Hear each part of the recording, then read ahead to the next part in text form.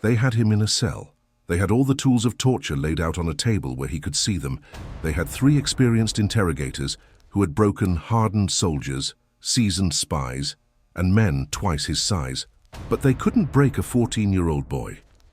His name was Tomasz, and his silence would become a legend that saved hundreds of lives in occupied Poland during the darkest days of 1943. Warsaw, in the winter of that year, was a city carved into pieces. The Jewish ghetto had been liquidated months earlier, its residents murdered or deported to Treblinka. The rest of the city lived under the iron fist of the German occupation. Every street corner watched, every building requisitioned, every conversation potentially fatal. Curfews were enforced with bullets. Resistance was answered with mass executions. The city's heart still beat, but quietly, desperately, in hidden rooms and whispered conversations that could only happen when the patrols had passed.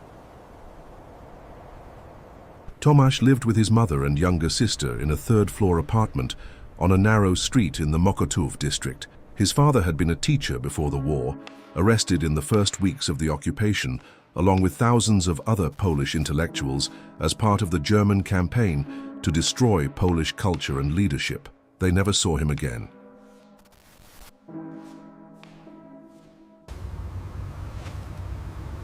His mother took in sewing work, mending German uniforms for pennies, her fingers bleeding from the long hours, her face growing thinner every month. His sister was 9, quiet and watchful, in the way children become when childhood ends too soon.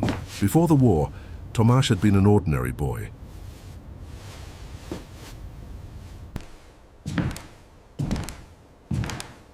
He played football in the street with other boys from the neighborhood. He went to school. He complained about homework and daydreamed during Mass. He had plans to become an engineer one day, to build bridges that would connect cities, roads that would carry people to places they had never been.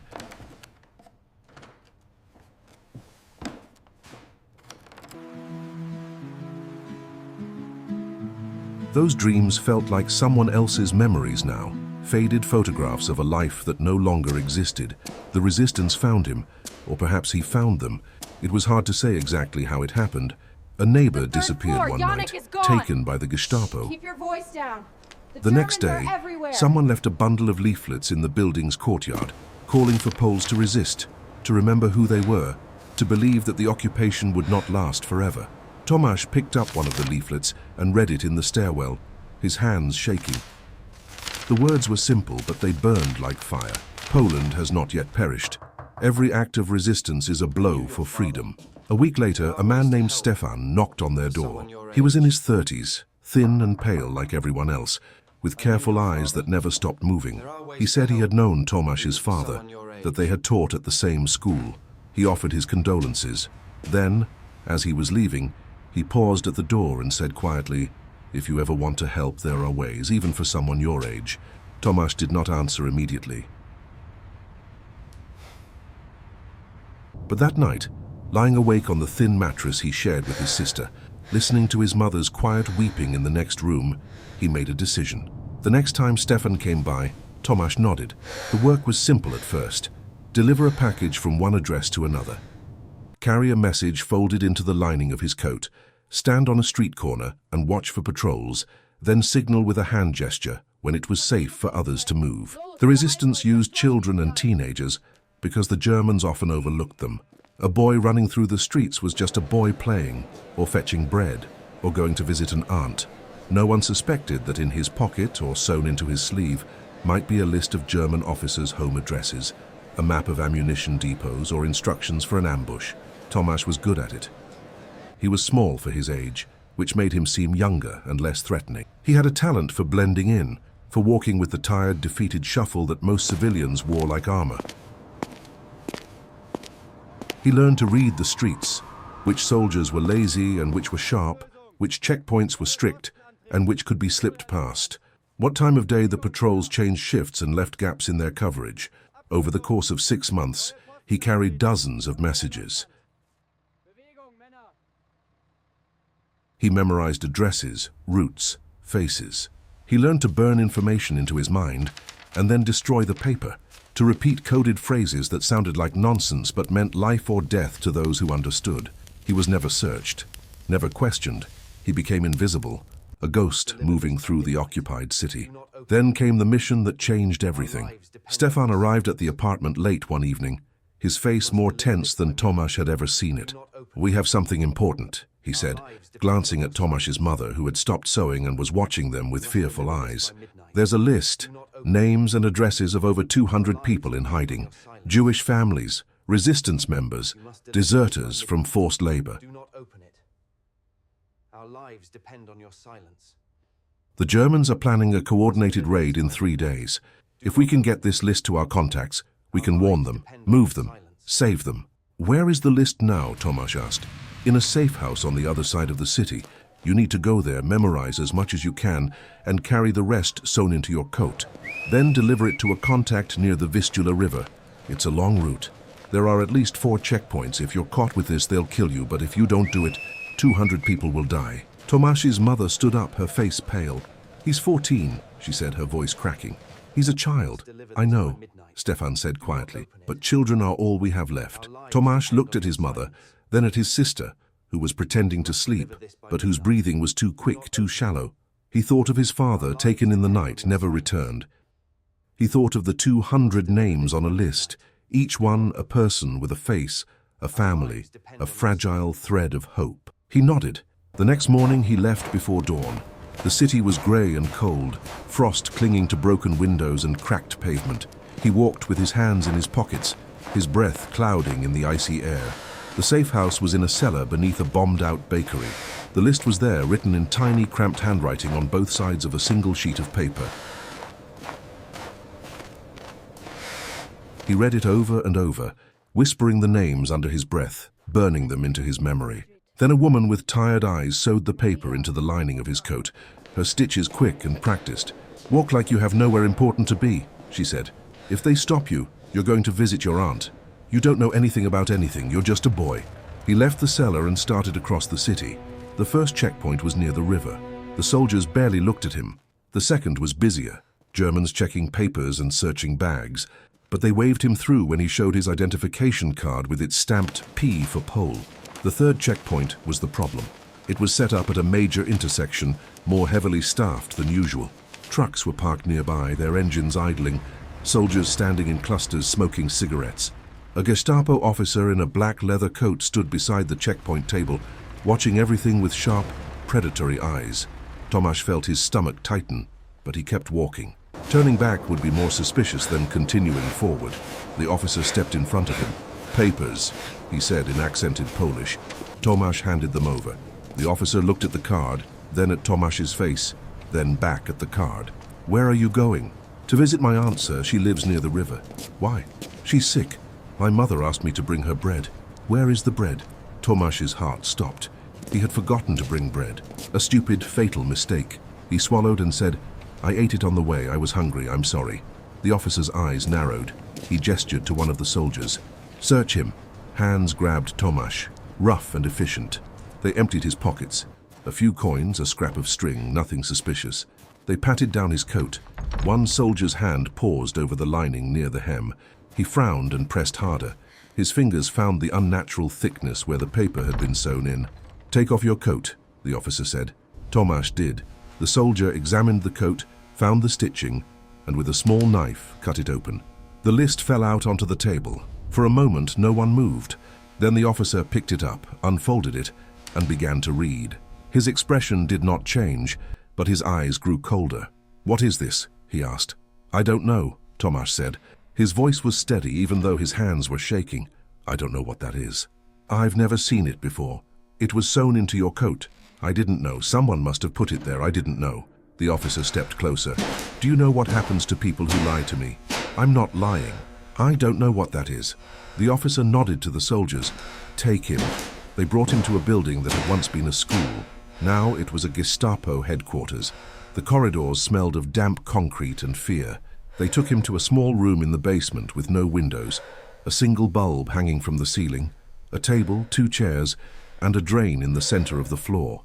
On the table were tools, pliers, a leather strap, a metal rod, a bucket of water. The interrogation began immediately. 3 men took turns. They asked the same questions over and over. Who gave you the list? Where were you taking it? Who are the people on it? What is the resistance planning? Tomasz gave the same answer every time. I don't know. I don't know anything. I'm just a boy. I don't know. When words did not work, they used the tools. They beat him until his ribs cracked and his face swelled so badly he could barely see. They held his head underwater until his lungs screamed and the world turned black, then pulled him back at the last second and asked again. They burned him with cigarettes. They broke 2 of his fingers with the pliers. Through it all, Tomasz repeated the same words over and over like a prayer. I don't know. I don't know anything. In the moments between the pain when they left him alone in the cell to think about what would come next, Tomasz thought about the list. He had memorized most of it. If he spoke, if he gave even one name, the Gestapo would move immediately. Raids would happen within hours. Families would be dragged from hiding. Children would be sent to camps. Everything the resistance had worked for would unravel. 200 lives depended on his silence. He also thought about his mother and sister. If he died here, what would happen to them? Who would take care of them? His mother's sewing income was barely enough to survive. His sister was so young. He wanted to see them again. He wanted to go home. But if going home meant speaking, then he would never go home. On the 3rd day, the interrogators changed tactics. The Gestapo officer who had arrested him came into the cell and sat down across from Tomasz. His face was calm, almost kind. You are very brave, he said, but also very stupid. You think you are protecting people, but you are only making this worse for yourself. If you tell me what I need to know, I will let you go. You can see your mother again. You can go back to your life. All you have to do is talk. Tomasz looked at him through swollen eyes. I don't know anything, he whispered. The officer sighed. Then I cannot help you. They left him in the cell for 2 more days with no food and only a cup of water once a day. His body was a map of pain. Every breath a reminder of broken ribs. Every movement a fresh agony. He drifted in and out of consciousness, hallucinating conversations with his father, dreams of a city without soldiers, visions of his sister laughing in a world where children could still laugh. On the 6th day, they came to take him away. Not to interrogate him again, but to load him onto a truck with other prisoners. He was too weak to stand on his own. 2 soldiers dragged him by his arms and threw him into the back of the truck like a sack of grain. The truck drove for hours, the road rough and jarring.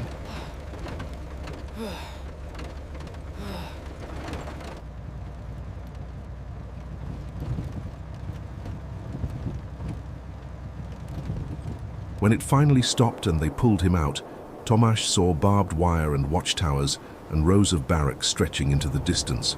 A labor camp. Not Auschwitz, not Treblinka, but a smaller facility where prisoners were worked until they died. He would spend the next year and a half there, dragging stones, digging trenches, surviving on watery soup and moldy bread. His body grew thinner, his hands harder, his eyes emptier. Many prisoners did not survive more than a few months. Tomasz survived by retreating somewhere deep inside himself to a place where the guards could not reach, where pain was just sensation and hunger was just a condition and hope was a small, flickering candle he refused to let go out. The war moved on. The Eastern Front shifted. The Red Army pushed west. In January of 1945, as Soviet forces approached, the guards abandoned the camp in a panic, leaving the gates open and the prisoners to fend for themselves. Tomasz walked out of the camp on legs that barely held him, his body a skeleton wrapped in skin, his mind scarred but unbroken. He made his way back to Warsaw, or what was left of it. The city had been destroyed in the uprising the previous summer, entire neighborhoods reduced to rubble. He found his old street. The building where he had lived was gone, collapsed into a heap of broken bricks. He asked neighbors what had happened to his mother and sister. An old woman with kind eyes and a face full of grief told him they had survived the war and were living with relatives in the countryside. It took him 3 weeks to find them. When his mother saw him standing in the doorway, thin and scarred and alive, she collapsed. His sister, now 11, stared at him as if he were a ghost. For a long time, they simply held each other and cried. Later, much later, when the wounds had begun to heal and the nightmares came less often, Tomasz learned what had happened after his arrest. The resistance had assumed he was caught and would break under interrogation. They had immediately moved everyone on the list to new hiding places, working through the night to relocate over 200 people in a single coordinated operation. Not a single person on that list was captured in the raids that followed. The Germans had searched the addresses, found nothing, and eventually moved on. Because Tomasz had not spoken, 200 lives were saved. His story spread quietly through the survivor networks after the war. Not in newspapers or official histories, but in whispered conversations among those who had been part of the underground. The boy who was 14 when they captured him. The boy who endured 6 days of torture and said nothing. The boy whose silence became a legend. Tomasz never considered himself a hero. When people asked him about it years later, he would shrug and say he had simply done what needed to be done, that any of the other young messengers would have done the same, that the real heroes were the ones who didn't come back, the ones whose names were carved on memorials or lost entirely to history. But those who knew the truth understood something deeper. In a war where so much was taken by force, where cities were destroyed and millions murdered, where the machinery of evil seemed unstoppable, there remained one thing that could not be broken by torture or threats or fear: the will of a single person to choose silence over betrayal, pain over complicity, death over surrender. Tomasz carried the scars of that choice for the rest of his life. The broken fingers that never healed properly, the nightmares that woke him in the middle of the night, the instinctive flinch when someone raised their voice. But he also carried the knowledge that he had stood at the edge of an abyss and refused to fall. That in the worst moment of his life, when he was alone and terrified and 14 years old, he had found a kind of strength he did not know existed. He lived quietly after the war. He married. He had children. He worked as a carpenter, building furniture with the hands that had once carried messages through occupied streets. He never spoke much about what had happened in that cell. Some things, he believed, were too dark to bring into the light of ordinary days. But on certain evenings, when his grandchildren asked him to tell them stories about the war, he would sit in his chair by the window and speak carefully about the importance of courage. Not the loud, dramatic courage of soldiers charging into battle, but the quiet, invisible courage of ordinary people who made impossible choices in impossible times.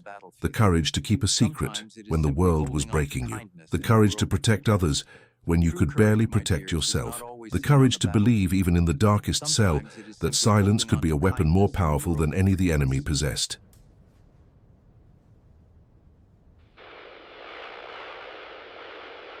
In a small museum in Warsaw today, among the exhibits dedicated to the Polish resistance, there is a display case containing objects from the occupation: false identification papers, a hidden radio, a child's shoe with a hollow heel used to smuggle messages.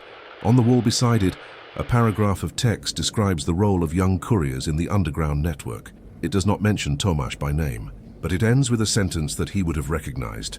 Some of the bravest acts of the war were performed not by soldiers, but by children who refused to speak.